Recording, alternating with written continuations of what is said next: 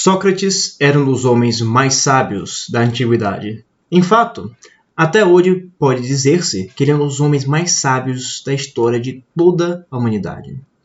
Nascido há milênios atrás, até hoje, é uma obra obrigatória das melhores universidades de filosofia, de ciências humanas, de história do mundo. Em fato, suas contribuições vão além das próprias ciências humanas, tangendo a matemática, tangendo a epistemologia que rege as mais diversas ciências.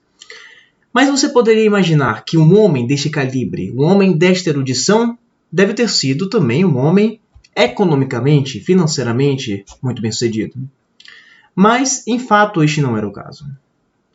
E este não era um caso e seus amigos se incomodavam com isso. Eles se incomodavam porque Sócrates não galgava cargos públicos. Porque naquela época, assim como hoje, uma pessoa que tem uma certa eloquência, uma pessoa com a capacidade de falar muito bem, ela pode persuadir muitas pessoas. E na medida que você persuade pessoas, você pode se vender tanto como um político, tanto como vender qualquer produto. Mas não era essa a decisão de vida que Sócrates tomou. E para explicar o porquê ele tomou a decisão, eu gostaria de fazer uma leitura aqui comentada de um diálogo selecionado. Mas antes eu peço para vocês, se tiverem interesse aqui que eu inicie esse tipo de assunto, eu peço para vocês curtirem, compartilharem, se inscreverem nesse canal. Então vamos seguir aqui na leitura para entender mais ou menos como foi o diálogo. É um diálogo entre Sócrates e seu amigo Cállicles. Cállicles é o amigo que quer que Sócrates largue essas ideias de filosofia, de buscar a verdade acima de tudo, e comece a galgar cargos públicos. Porque para Cállicles, a coisa mais importante é ele possuir poder e assim não estar mais submisso e humilhado pelas injustiças da vida. É um ponto inteligente, claro. Só que aí Sócrates questiona ele. Sócrates diz: portanto peço-te que me indique qual desses dois zelos com o Estado estás me convidando. O de empenhar-se duramente como médico com os atenienses para torná-los melhores possíveis, ou o de procurar servir suas carências e satisfazê-las invariavelmente. Presta atenção, invariavelmente. Não é só satisfazer a carência. É sim ter uma criticidade. Diz-me a verdade, disse Sócrates. Cállicles. Por que não seria mais do que justo que, tendo tu começado a falar comigo com franqueza, prosseguisses a comunicar-me o que pensa? Portanto, manifesta-te agora com propriedade e nobreza. Aí Cállicles responde a Sócrates da seguinte forma: digo então que me refiro ao zelo que consiste em servi-los. Ao que Sócrates prossegue nessa investigação. Então tu, o mais nobre dos homens, me convida a desempenhar uma função de mero lisonjeador. Vamos dar uma pausa aqui. Ele está falando aqui de lisonjeador como uma figura que simplesmente tenta satisfazer a necessidade da pessoa do prazer. Ou seja, sabe aquela pessoa que fala bonito, mas não necessariamente fala o que você precisa ouvir? Então Sócrates está dizendo: você quer que eu seja isso para as pessoas? Que ao invés de ajudar eles, que eu seja um puxa-saco, no sentido mais vulgar da palavra aí? Então, retornando aqui ao diálogo, Cállicles responde: labor para um vil Miciano. Que Miciano é uma pessoa desprezível na época. Se preferes essa expressão, Sócrates, pois, a menos que faças como digo, Sócrates o interrompe no caminho. Não me diz como repetiste com tanta frequência, que em qualquer o que queira tirar minha vida, a não ser que desejes que eu, de minha parte, repita que será um vilão matando um homem bom. Ou que alguém pode despojar-se de tudo que eu tenho, já que diante disso eu diria, por meu turno: bem, mas quando houver me despojado, não saberá que uso fazer de seu saque, mas como despojou-me injustamente, assim empregará o produto de seu saque injustamente, e se injustamente, vergonhosamente, e se vergonhosamente, mal. Ao que Cállicles não entende, ele responde: impressiona-me muito, Sócrates, o fato de não acreditares que nem sequer uma dessas coisas poderia suceder a ti. Pensas que vive fora do caminho delas e que não seria conduzido a um tribunal por algum indivíduo corrupto e desprezível. Para quem não conhece a história de Sócrates, eu posso até destrinchar depois com calma. Sócrates realmente iria parar num tribunal iníquo que o condenou à morte, que tornou ele a ter que engolir uma cicuta e assim ser levado à morte. Mas Sócrates não estava interessado se ele ia sofrer ou não injustiça. O que importa para Sócrates é o seguinte: independente de eu sofrer injustiça, eu prefiro sofrer injustiça do que ser eu um perpetrador de injustiça. Então esse era o tipo de pessoa que Sócrates queria ser. Seguindo, Sócrates diz assim em resposta a Cállicles: eu seria verdadeiramente o tolo, Cállicles, se não supusesse que nessa cidade qualquer pessoa não estivesse sob o capricho da sorte em tal situação incômoda.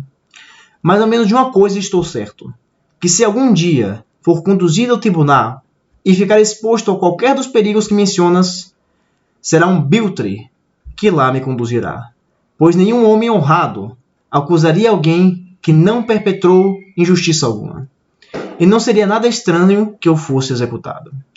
Gostaria de saber por qual razão tenho essa expectativa?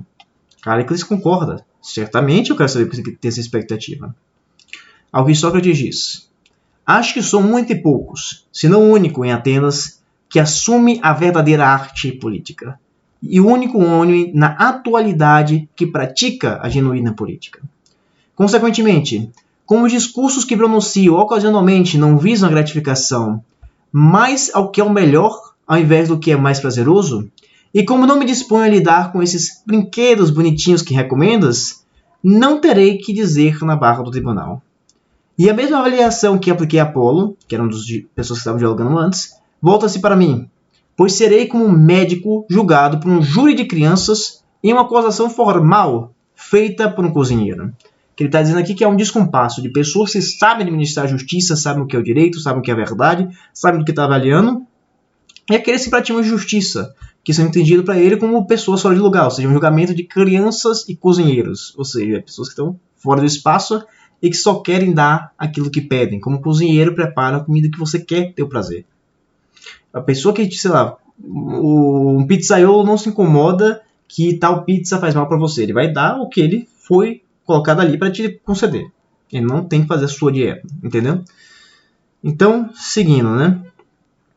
Simplesmente considera qual a defesa que o indivíduo faria em tal circunstância, se o apoiador se dirigisse contra ele nos seguintes termos: crianças, esse homem provocou contra ele no seguinte... teve umas mistura aqui. Crianças, esse homem provocou muitos danos graves contra vós, e destrói os menores entre vós, cortando e queimando, além de confundir-vos pelo emagrecimento e a sufocação, ministrando-vos poções mais amargas e forçando-se ao jejum e à sede, diferentemente de mim, que costumava cobrir-vos das coisas mais agradáveis e doces de toda sorte. Então perceba aquele contraste dos tipos de pessoa. Contrasta Sócrates, que recomenda pessoas, muitas vezes em médios austeros, como um jejum, como também a sede, ou seja, alguma privação da vida das pessoas que pode ter um resultado positivo depois, e contrasta com os sofistas, aqueles que vão acusar no tribunal. Que esses vão falar palavras melosas, palavras boas. Lembra daquele sanduíche que eu te dei? Lembra daquela coisa gostosa que eu te concedi? Agora eu vou te cobrar a favor. Detone o Sócrates. Então é esse o tipo de tribunal. É um tribunal que não tem a ver com a justiça, que não tem a ver com o que eles chamam de verdadeira política, que é uma política que está pautada na verdade e do engrandecimento da população. Seguindo. O que imagina que o médico colhido em um tal impasse poderia dizer em sua defesa?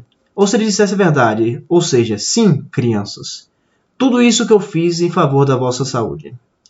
Quão alto supõe seria o clamor que viria de um tal júri? Seria ensurdecedor, não é mesmo? Cállicles diria, talvez seria de se supor isso. Sócrates então supões que ele ficaria completamente perdido quanto ao que dizer? Cállicles compreende que certamente. Então Sócrates coloca da seguinte forma: tal, estou certo, seria meu próprio destino se fosse levado ao tribunal. E foi. De fato, estaria impossibilitado de apontar quaisquer prazeres que tive conferido a eles, que houvesse encarado como serviços e benefícios, ao mesmo tempo que não invejo nem os que os conferem, nem aqueles aos que os foram conferidos. Tampouco estarei capacitado a dizer o que é verdadeiro se alguém me acusasse de arruinar os jovens, levando-os à confusão ou de abusar dos velhos, por lhe dirigir palavras amargas em público ou privadamente. Estarei incapacitado ou de dizer a verdade, a saber, é no interesse da justiça que digo e faço tudo isso, senhores juízes, ou de dizer qualquer outra coisa. É assim a mim que sucederá qualquer coisa que for do capricho da sorte. Então perceba qual é a visão que Sócrates tem nesse momento. Uma visão muito corajosa e que ele levou para o túmulo.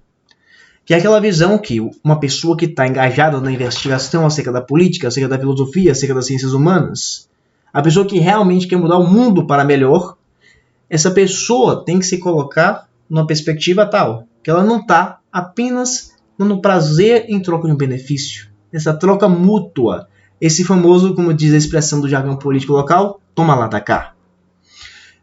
O que você precisa ter é ter essa coragem de muitas vezes falar que as pessoas têm que se privar de alguma coisa se elas querem ter algo diferente. As pessoas precisam de certo equilíbrio, de certa prudência. E isso cria uma separação muito clara entre aquela profissão que é o político que é eleito, que é poderoso, e uma atividade que o Sócrates realizou. Porque ele não diz que ele era apolítico.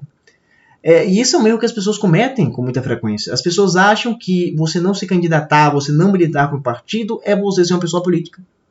O que não é verdade. Uma pessoa que age no interesse do Estado pode ser uma pessoa que está educando. Um professor age politicamente na medida que ele alfabetiza, não é verdade? Pessoas alfabetizadas são fortes, pessoas alfabetizadas são livres na medida que elas podem se comunicar, arranjar bons empregos, ler bons livros que vão trazer conhecimentos de diversos temas. Então, esse papel do Sócrates como professor, para ele era um papel, sim, político. Porque ele estava ajudando as pessoas a investigar a verdade tal como ela é. Ele não estava dando não necessariamente pega uma opção clara, vote nesse cara, ou se não vote em mim que eu resolvo. Não. Ele estava naquele processo de descobrir a verdade. E a partir da verdade que você tem essa melhora política que ele estava procurando, tal como um médico que investiga a doença do paciente para curá-la. Então, isso que eu queria elucidar. Se você gostou aqui desse conteúdo, eu peço para vocês novamente que curtam, comentem, compartilhem, se inscrevam, deixem feedback no canal. E, bem, até a próxima.